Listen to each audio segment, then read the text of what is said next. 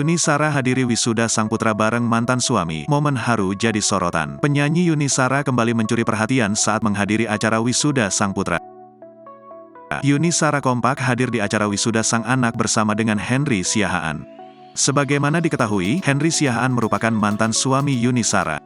Meski cerai sejak tahun 2008 lalu, hubungan antara Yuni Shara dan Henry Siahaan masih terjalin baik hingga sekarang. Bahkan, Yuni Shara tak jarang membagikan potret kebersamaannya dengan keluarga sang mantan suami.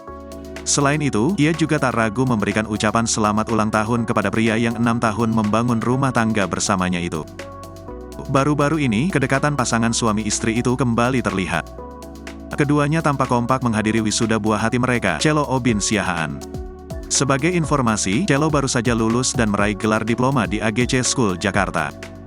Dalam video yang dibagikan, Yuni Shara dan Henry Siahaan kompak memberi ucapan selamat untuk sang putra tercinta. Potret kekompakan mantan pasangan suami istri itu pun menuai pujian dari netizen.